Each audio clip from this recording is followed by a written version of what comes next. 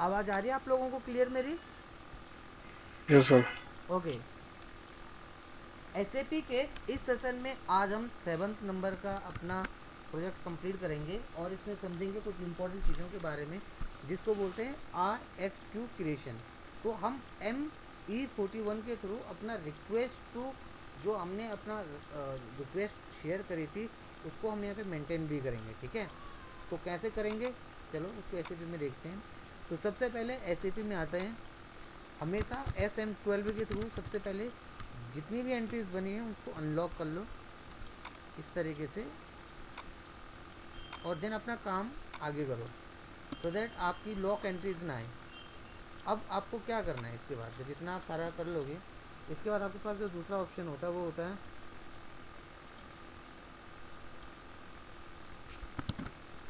अब आपने अपना ME41 से अपना रेफरेंस जो रिक्वेस्ट है उस पर जाना है। तो सबसे पहले ME41 की कोड यूज़ करा मैंने। अब यहाँ पे आ गया, देखो यहाँ पे लिखा RFQ टाइप्स। इसके अंदर 3 बने होते हैं, आपने स्टैंडर्ड लेना है AN स्टैंडर्ड होता है एसएपी के अंदर। अब यहाँ पे डेड लाइन है, देखो मैंने अपनी डेड लाइन कोई और डाल दी थी, आप अपनी डेड लाइन कोई और डाल सकते हो। तो आप चाहो तो आगे की डेट भी बढ़ा सकते हो, सेम डेट पे काम करो तो सेम भी डाल सकते हो। परचेज ऑर्गेनाइजेशन है, परचेज ग्रुप क्या है आपका वो आपको मैनुअली डालना पड़ेगा। तो मेरा परचेज ऑर्गेनाइजेशन है जॉब नाम से, और परचेजिंग ग्रुप है 001 स्टैंडर्ड जो मैंने यहाँ से लिया था। तो आपने अपना purchasing organization and purchasing group यहाँ से पिक कर लेना है। अब यहाँ पे आता है आपका प्लांट स्टोरेज लोकेशन। तो अपना प्लांट यहाँ पे डिस्क्राइब कर दो, जैसे मैंने डाल दिया मेरा जॉब है और स्टोरेज की लोकेशन है जॉब 1 और 2। देखो मैंने 2 बनाए थे, दिल्ली के लिए एंड मुंबई के लिए। तो मेरा ये आ गया दिल्ली एंड मुंबई, दोनों के दोनों एक एक करके आप जो भी लेना चाहो आप यहाँ से पिक कर सकते हो। देखो ये मेन चीज़ तो मैंने भर ली। RFQ आपको नहीं डालना है। अब यहाँ पे लिखा है रिक्वेस्ट रेफरेंस टू PRQ, यानी कि जो हमने परचेज रिक्विजिशन जो हमने जनरेट करा था उसके रेफरेंस पे हम ये क्रिएट कर रहे हैं। तो ठीक है, हम क्लिक करेंगे यहाँ पे। जैसे यहाँ पे क्लिक करेंगे एक विंडो आपके सामने आ जाएगी, लिखा है सेलेक्शन फॉर परचेज रिक्विजिशन। जो हम परचेज रिक्विजिशन तैयार कर रहे हैं उसका जो सिलेक्शन है वो किस बेस पे आप फाइंड आउट कर रहे हैं। अब देखो जैसे नेहा ने अभी एक क्वेश्चन पूछा था मेरे से कि सर मेरे पे मटेरियल डाल रही हूँ, मटेरियल बेस पे फाइंड आउट करूँ ग्रुप के। तो देखो आप एक चीज़ को काफ़ी सारी चीज़ों को फाइंड आउट कर सकते हैं। मटेरियल भी है, प्लांट भी है, आइटम की कैटेगरी भी है, परचेजिंग ग्रुप है, रिक्विजिशन नंबर है, मटेरियल टाइप है। आप किस बेस पे फाइंड आउट करना चाहते हो। तो कई बार क्या होता है सिस्टम पिक नहीं करता। जैसे मुझे अपना प्लांट पिक करना है, तो प्लांट को पिक करने के लिए वो बोला अपना कंपनी का नेम डालो, तो उसकी बेसिस फाइंड आउट कर सकते हो। और प्लांट याद है तो डाल दो, तो मैंने अपना प्लांट डाल दी जॉब, इस तरीके से मैंने डाल दिया। आप मेरी स्क्रीन पे देखोगे यहाँ पे भी सब मेंशन कर रखा है। ये आपका रिक्वेस्ट टाइप हो गया, ये इसकी कोटेशन होगी, ये इसका बिलिंग हो गया, और ये इसकी डिटेल्स होगी। ये खुल गया, देखो ये मैंने अपना प्लान डाल दिया और ये ओके कर देना। तो जैसे प्लान डाला ओके करा, एक विंडो आपके पास इस तरीके से खुल जाएगी। देखो अब परचेज रिक्विजिशन यहाँ पे बहुत स्टेप्स में आ रही है, आप देख सकते हो। इस तरीके से आपके पास परचेज रिक्विजिशन आ रही है। देखो ये सारे के सारे ये आइटम है, ये मटेरियल है, शॉर्ट है, प्लांट है, तो उसकी डिटेल्स है। तो अगर आप अपना यहाँ पे फाइंड आउट करना चाहते हैं, रखना चाहते हैं, तो उसकी डिटेल्स आप देख सकते हो।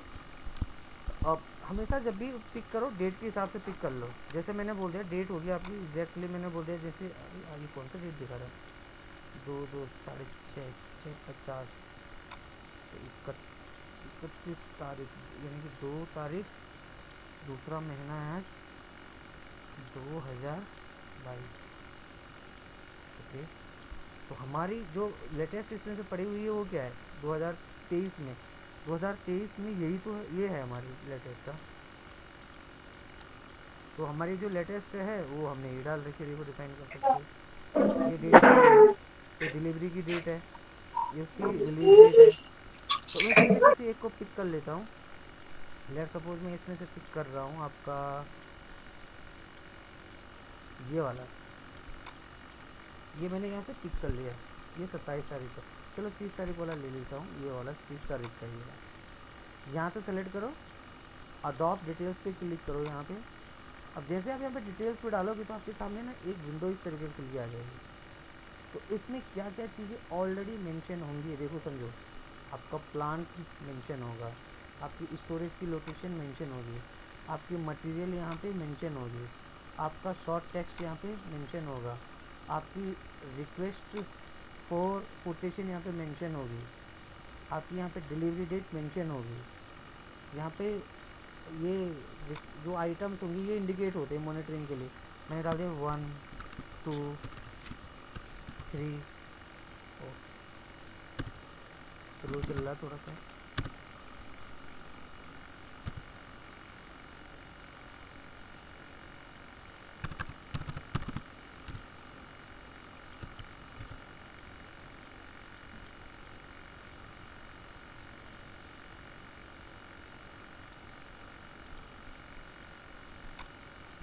ये देखो तो प्लांट आ गई, डिस्क्रिप्शन आ गया, ये मैसेज आ गया। मैंने बोला कि अगर हमारी जो डेडलाइन है, यानी कि जो अगर जैसे डेडलाइन हमने डाल रखी है उस डेडलाइन के अकॉर्डिंग जो यहाँ पे डिफाइन भी हो रखी है, देखो यहाँ पे अगर आप देखोगे तो इस डेडलाइन के अकॉर्डिंगली अगर हम डाल रहे हैं, वैसे डिलीवरी डेट 30 की तो होनी नहीं चाहिए, तो डिलीवरी डेट मैं बढ़ा देता हूँ, ये मेरे को एरर दे देगा ऑटोमेटिकली। मैंने 11 तारीख की डाल दी डिलीवरी।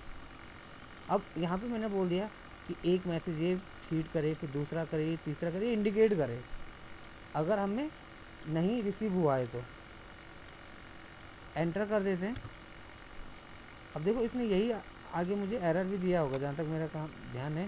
देखो delivery date next Monday, next working day is 13 यानी कि 13 की है। मैंने बोला हाँ, ओके कर दिया। उसने बोला ओके, तो डिलीवरी डेट मैंने वो डिफाइन कर दी। अब देखो जब भी आप डिलीवरी करोगे तो आप किसके बेस पे कर रहे हो? भाई मटेरियल के बेस पे कर रहे हो। ये आपके आइटम्स हो गए, मटेरियल हो गया, ये आपकी कोटेशन हो गई, ये आपकी क्वांटिटी हो गई, डिलीवरी होगी, प्लांट हो गया, मटेरियल ग्रुप हो गया, सब आ गया। अब आप बोल रहे होंगे यहाँ पे सब चीज़ें आ तो चुकी हैं, लेकिन कमी किस चीज़ की है? इसके अंदर कमी है आपके वेंडर की। कौन सा वेंडर का आप मेंटेन कर रहे हो? वेंडर कौन सा है आपका? तो उसको आपको सेलेक्ट करना पड़ेगा। तो सेलेक्ट कैसे होते हैं? देखो यहाँ से इसको पहले सेलेक्ट कर लो, जो भी आपका आइटम जनरेटेड है। यहीं पे एक एड्रेस का फॉर्मेट होगा, ये देखो इस जगह पे सप्लायर एड्रेस। तो सप्लायर एड्रेस पे आप क्लिक कर दो। जैसे सप्लायर एड्रेस पे क्लिक करोगे एक फॉर्मेट खुल के आ जाएगा आपके पास। देखो इसमें ध्यान से देखना, RFQ नंबर जनरेटेड नहीं है, बाकी डेट डिफाइंड है, कंपनी कोड डिफाइंड है, परचेजिंग ग्रुप डिफाइंड है, और परचेज का जो ग्रुप है वो देखो मेन चीज़ें सारे डिफाइंड है। देखो सब चीज़ यहाँ पे मेन डिफाइंड है, ध्यान से देख सकते हो आप। अब आपने अपना सप्लायर डालना है, तो आपका सप्लायर किस नाम से है? तो आप यहाँ पे क्लिक कर लो। सप्लायर डालने के बाद कंपनी का कोड डाल दो यहाँ पे। तो आपका कंपनी का कोड जो है वो यहाँ पे डाल दो, डिफाइन कर लो। तो मैंने बोला हमारा कंपनी का कोड है सपोज JOB एंड एंटर कर दिया, तो ये हमारा कंपनी का कोड। तो इसके बेस पे जितने भी सप्लायर होंगे ना मेरे, वो सारे आ जाएंगे। अब सुनो, आप में से इसको कौन नहीं कर पाएगा? इस टॉपिक को जो मैं आज करा रहा हूँ, आप सबसे पहले रवि नहीं कर पाएंगे। क्यों नहीं कर पाएंगे? क्योंकि उनका सप्लायर अभी जनरेट नहीं हुआ है।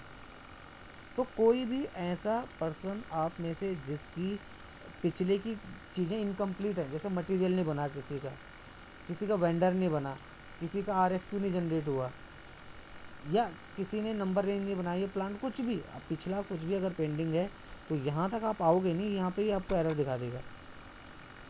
अब देखो जैसे मैंने यहाँ पे सप्लायर डाला, अब मुझे एड्रेस, फ़ोन नंबर, सिटी, ये कुछ भी फिल करने का ज़रूरत नहीं है। मैंने यहाँ पे एंटर मारना है। इस जगह पे ध्यान से देखना,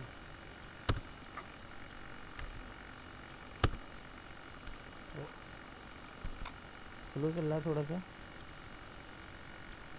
ये वो है जो हमने एक रिमाइंडर भेजा था, वो आ गया। देखो आ गया, सारे की सारी डिटेल्स आ गई उसकी। तो जो वेंडर हमने क्रिएट करा था, वो वेंडर की सारी यहाँ पे डिटेल्स आ गई कि उसका कंपनी कौन सा है, उसका नेम कौन सा है, उसका कंट्री क्या है, उसका एक एक चीज़ हमने उस वेंडर को डिफ़ाइन करने के लिए जिन जिन चीज़ों की रिक्वायरमेंट थी वो बनाई थी, वो सारी चीज़ें यहाँ पे डिफ़ाइन हो गई है। और आपने अब इसको यहाँ से कंट्रोल S से सेव कर देना है।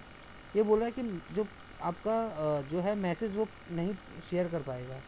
क्यों? क्योंकि आपका प्रिंटर कनेक्टेड नहीं है।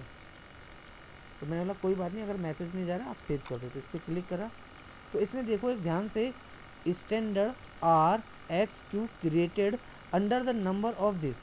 तो इसने एक नंबर मुझे क्रिएट करके दे दिया और उस नंबर का नाम यहाँ पे डिफाइन हो गया कि 600009 नाम से एक आपका standard R F Q generate हो गया है और वो आपके इस वेंडर के साथ सर्वर पर सेव हो गया। यही तो करा हमने, और क्या करा। देखो यहाँ पे थे एक्सेल पे, इसके बाद हमने ये अडॉप्ट करा, यहाँ से डिटेल पिक करी डिटेल पिक करने के बाद ये मैंने यहाँ पे डिफाइन करी थी सारी की सारी चीज़ें। देखो लिखा हुआ है we are sending quotation to vendor, हम कोटेशन सेंड कर रहे हैं वेंडर को। हमने अपना मटेरियल यहाँ से सेलेक्ट करा, उसके सप्लायर की डिटेल्स देखी और सप्लायर की डिटेल डालने के बाद अपना सप्लायर सेलेक्ट करा। पहले जैसे हमने अपना सप्लायर सेलेक्ट करा, जैसे मेरा ये डाला मैंने, जॉब ही डाल रखा है यहाँ पे भी, और आप ध्यान से देखोगे लिखा है कि press enter all detail will come automatic. जिस आप एंटर मारोगे ना ऑटोमेटिक आपके पास डिटेल्स आ जाएंगी। यही तो डिटेल्स आई और ऐसे एक नंबर जनरेट हुआ। तो SAP के अंदर स्टैंडर्ड RFQ कैसे जनरेट करना है ये बहुत बड़ा काम नहीं है, ये एक बेसिक है। लेकिन प्रॉब्लम कहाँ आएगी, अगर आपका पिछला कोई भी चीज़ छूटा हुआ होगा। इस सीट से पहले जितना भी आपका कनेक्टिविटी है, अगर कुछ भी चीज़ छूट रखा है तो वो फिर बनने का नहीं है। एग्जांपल के तौर पे अगर आपने अपना कॉस्ट सेंटर्स नहीं बनाया, प्रॉफिट सेंटर नहीं बनाया, बिकॉज जब आप एंट्री बनाओगे ना तो वहाँ पे कॉस्ट सेंटर लिंक करना पड़ेगा। आपने देखा होगा मैंने एक जगह पे के लिया था, जब मटेरियल टाइप मैंने क्रिएट करा था, बताऊँ मैं आपको।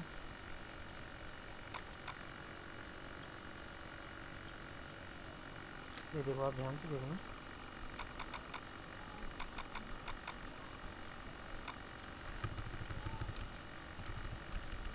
ये देखो तो मैंने यहाँ पे के ले रखा है। तो के का बेसिकली क्या मतलब है, के का मतलब है कि जो आप बना रहे हो वो कॉस्ट सेंटर के बेस पे बना रहे हो। यहाँ पे एसेट्स भी आता है, वेंडर भी आता है, मटेरियल भी आता है, कस्टमर भी आता है, कॉस्ट सेंटर भी आता है, प्रॉफिट सेंटर भी आता है। तो आप किसके बेस पे बना रहे हो, रेफरेंस क्या है आपका, क्यों डाल रहे हैं हम के, क्योंकि हमने अपने कॉस्ट सेंटर को अपने कंपनी कोड के साथ असाइन कर रखा है और वहाँ पे जो रिस्पॉन्सिबल पर्सन है वो भी डिफाइन कर रखा है। अगर मैं वो नहीं बनाता तो ये मैं आगे बढ़ ही नहीं सकता था, यहाँ से यहीं पर एरर आ जाता। दूसरी चीज़, जब आप एंट्री बना लोगे ना तो आपके पास नीचे आप इस जगह पे आओगे, सेम इस पोजीशन पे नीचे मैं आपको दिखाता हूँ थोड़ा सा। जब आप यहाँ पे आओगे ना इस जगह पे, यहाँ पे शो नहीं कर रहा है,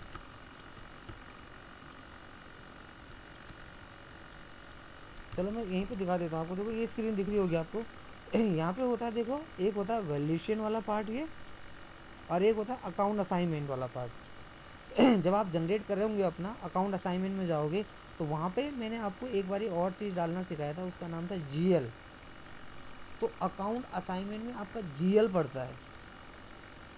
कौन सा GL पड़ता है, आप में से कोई बता सकता है कौन सा GL डालते हैं हम अकाउंट असाइनमेंट में? सर ऑलरेडी क्रिएटेड है जो हमने। नहीं GL का कोई नाम तो होगा ना, कि नाम होता है इस नाम का पड़ेगा। General ledger. जनरल लेजर तो अरे उसका फुल फॉर्म है।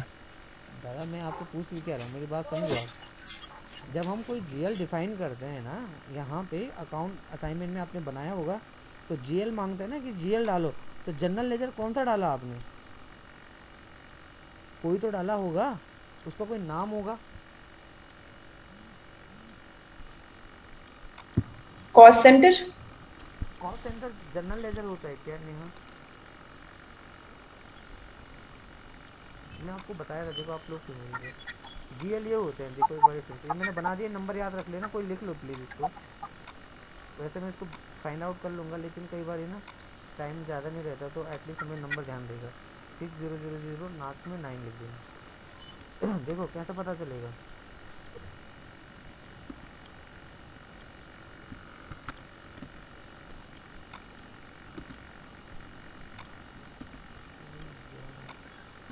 ऑलरेडी देखो FS00 पे जाओ। मैं आपको दिखाया था कि जब हमने इंटीग्रेट करी थी कंपनी, तो कंपनी के इंटीग्रेशन पे हमने GL पिक करे थे। आपने देखा होगा बहुत सारे GL हमने पिक भी करे थे इस जगह पे। भूलना नहीं है, देखो फिर भूल के ना फ़ायदा ही नहीं रह जाएगा कुछ। ये वैसे फाइनेंशियल एक्टिविटी होती है, लेकिन भाई कर तो आप MM के अंदर रहे हो ना। आप डेबिट क्रेडिट की एंट्री MM के अंदर करोगे, लेकिन डेबिट और क्रेडिट वाला वर्ड ही फाइनेंशियल अकाउंटिंग का। तो आप जो इसमें से पिक करते हो वो कौन सा जीएल होता है, मैं आपको बताया था, वो था ये देखो, ये इन्वेंट्री के मटेरियल्स यहाँ पे। तो मैंने आपको दिखाया था इन्वेंट्री वाला, कि आपने इन्वेंट्री का रॉ मटेरियल वहाँ पे डालना है। लेकिन अगर किसी ने जीएल को इंटीग्रेट ही नहीं करा होगा, अगर आपने जीएल को इंटीग्रेट नहीं करा होगा, अगर आपके सिस्टम के अंदर ये इंटीग्रेशन नहीं हुई होगी ना, तो आपका वो बनेगा ही नहीं। अब बन भी जाएगा मान के चलो अभी नंबर सेव हो गया भाई, अभी आपने करा, एंटर करा, नंबर सेव हो गया, आप खुश भी हो गए, हाँ नंबर बन गया। प्रॉब्लम कहाँ आएगी, जब आप आगे काम करोगे तो वो बोलेगा ये this GL is not defined in your company code. जो ये जीएल है ये आपकी कंपनी के कोड में डिफाइंड नहीं है, और आपको फिर बाद में प्रॉब्लम्स आएगी। इसीलिए पिछला काम देखो, एक सेटिंग हो रही है। कई लोग मेरे से पूछते हैं sir why we are creating company in SAP. भाई उसका बोलना भी सही सा है कि कंपनी के अंदर तो जब हम जाएंगे ऑलरेडी सब क्रिएटेड होगा ना, क्यों बना रहे हैं। लेकिन अगर जब आप इम्प्लीमेंट करोगे तो इम्प्लीमेंट, भाई अब आपका सर्वर है, देखो आपका सर्वर जो आपको दिया गया वो फ्रेश है, उसमें कुछ भी नहीं था, ना कोई कंपनी थी, ना आपका कोई बिजनेस एरिया था, ना आपका कोई कंपनी कोड था, कुछ भी नहीं था।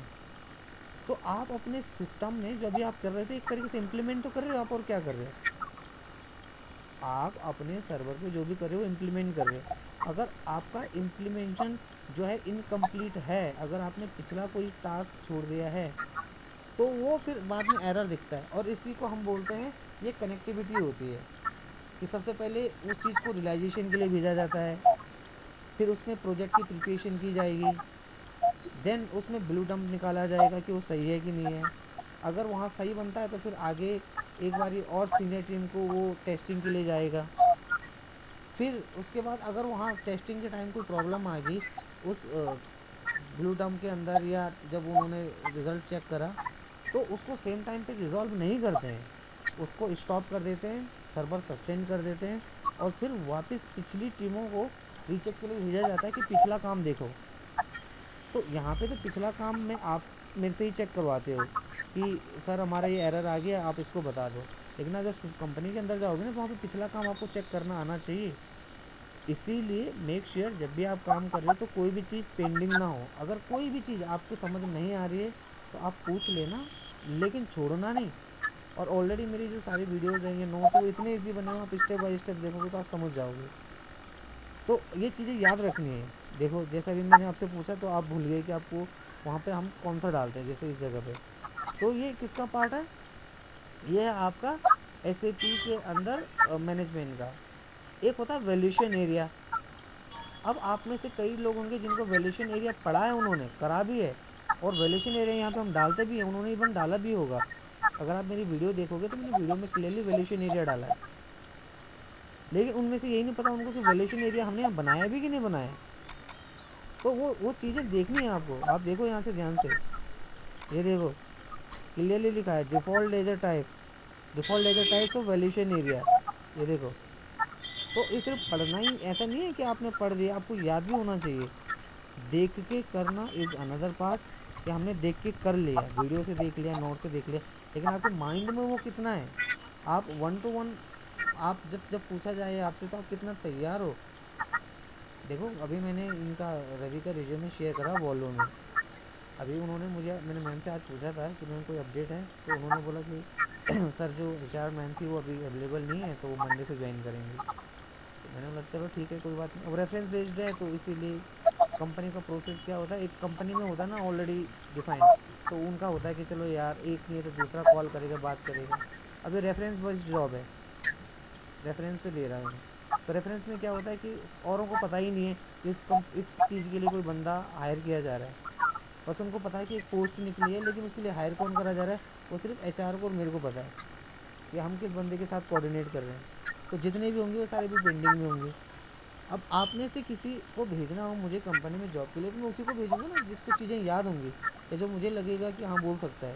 भाई इंग्लिश बोलना बहुत बड़ी बात नहीं है। वो आपसे कोई ग्लोबलाइजेशन पे टॉपिक नहीं पूछेगा कि what you know about the globalization. वो आपसे आपके बारे में पूछेगा, आपके रिज्यूमे में जो चीज़ मेंशन हो रखी है। लेकिन आपको याद ये चीज़ें कितनी है ना, आप उनको कैसे एक्सप्लेन कर पा रहे हो।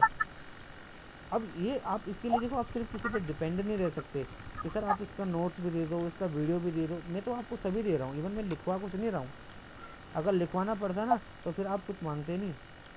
तो कोशिश करो कि कोई भी चीज़ पेंडिंग ना रहे, सारी चीज़ें अपने हैंड पे कंप्लीट कर लो।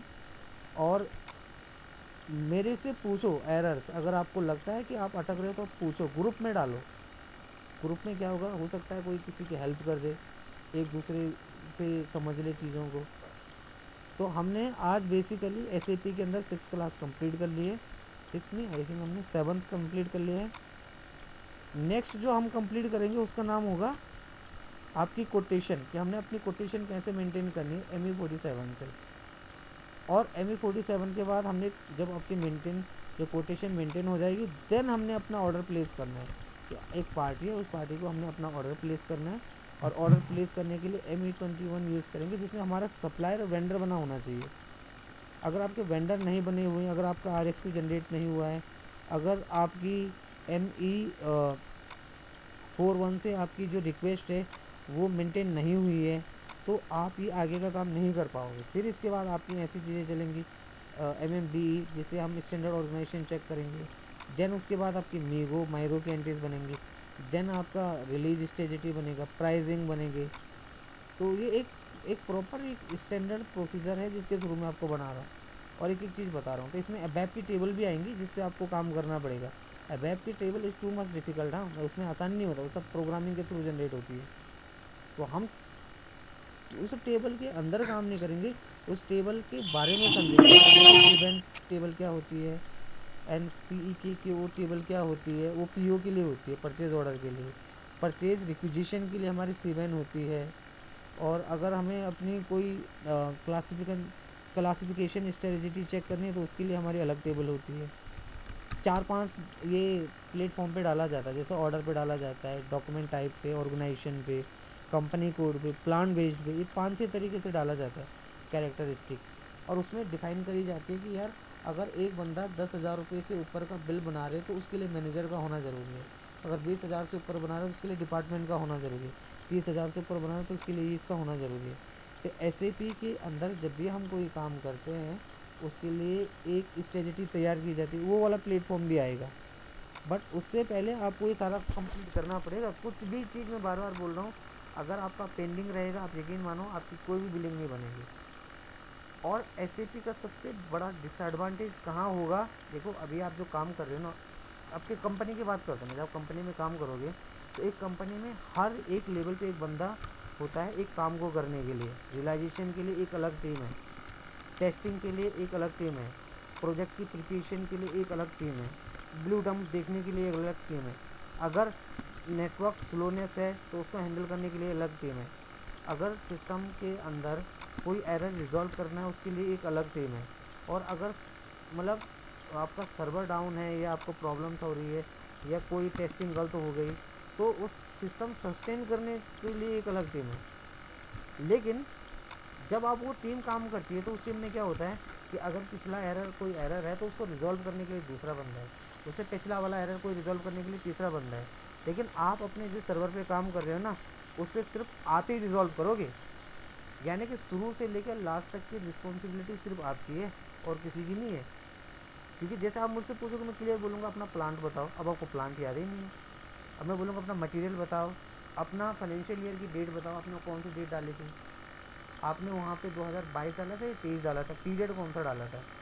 अब भाई अब मार्च हमारा ख़त्म हो गया, मान के चलो 1 अप्रैल से 31 मार्च हो रहा है, तो फिर अब आपका पीरियड भी तो ख़त्म हो जाएगा।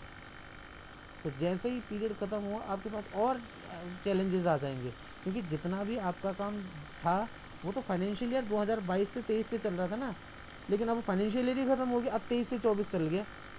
भाई 31 मार्च को जब आपको फाइनेंशियल ईयर ख़त्म हो जाएगा तो उसके बाद जितना भी आपने काम करा था उस काम पे आप कुछ और नहीं कर सकते, वो लास्ट ईयर का क्लोजिंग हो गया।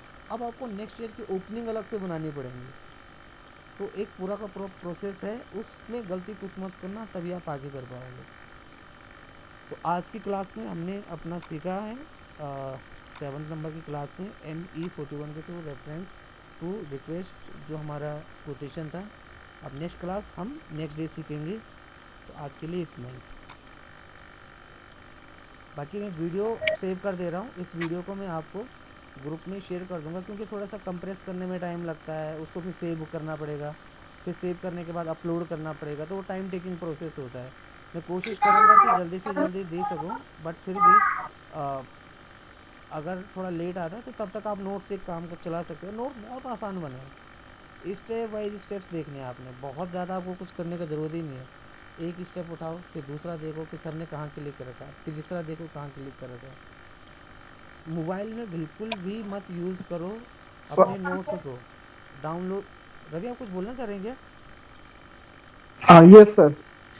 सर जैसे अभी आज हमने आरएफक्यू जनरेट करा, तो आरएफक्यू का फुल फॉर्म है कि रिक्वेस्ट फॉर कोटेशन, राइट? हाँ हाँ। तो ये रिक्वेस्ट फॉर कोटेशन जो होगी पहले ऑलरेडी हमारे पास सप्लायर से आ रखी होगी, या फिर नहीं? क्योंकि क्या होता है ना, अब जैसे हम वर्क करते हैं ऑनलाइन, मतलब रियल टाइम में, तो मल्टीपल वेंडर्स को एक प्रोडक्ट के लिए सप्लाई मतलब कोटेशन भेजते हैं कि किसका, फिर देखते हैं कि कम्पिटिटिव प्राइस किसका मतलब कम है, देन उसको फिर आगे प्रोसेस करते हैं। तो यहाँ पे जैसे हमने सिस्टम में इसकी एंट्री कर दी, आरएफक्यू जनरेट हो गई, तो ये फिर सप्लायर को भी मतलब ऑटोमेटिक चला जाएगा, या फिर इसे मैनुअली बताना पड़ेगा कि ये आरएफक्यू जनरेट हो गया है? नहीं, ये आगे का प्रोसेस अभी मैं बताऊंगा इसको। अभी तो ये मैं बताया ही नहीं आपको कि मैनुअली जाएगा ऑटोमेटिक जाएगा। और सर इसमें ऐसा था कि आगे का प्रोसेस है, जब मैं अभी अभी एंट्री बताऊंगा ना आगे, जी जी तब जी, आपको इसमें समझ एक में और था आएगा कि कि उसमें हम ना प्राइसिंग भी चेक करते हैं कि ये वेंडर है, हाँ इस वेंडर ने 5,000 है, इसकी 4,000 है। भाई कोटेशन बंदा क्या करता है, प्राइस चेक करता है। तो उसमें मल्टीपल वेंडर होने चाहिए।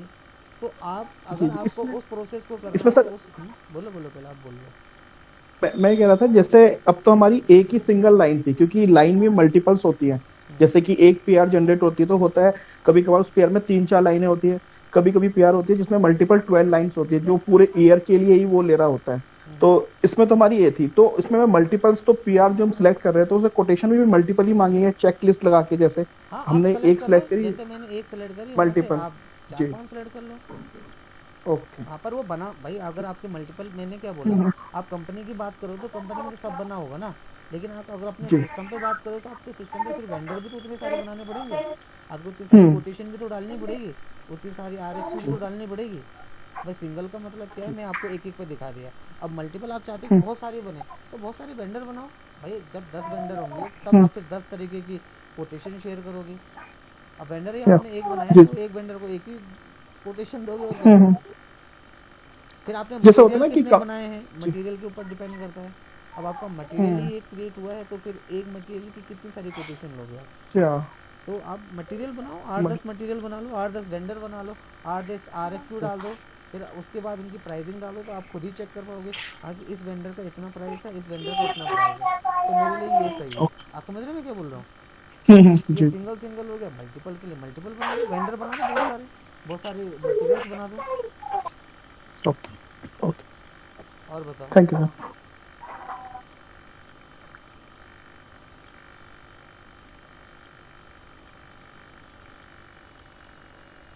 चलो ठीक है, बाकी पूरा प्रैक्टिस कर लेना, कुछ समझना है तो ग्रुप में डाल देना, मैं हेल्प कर दूंगा, ठीक है?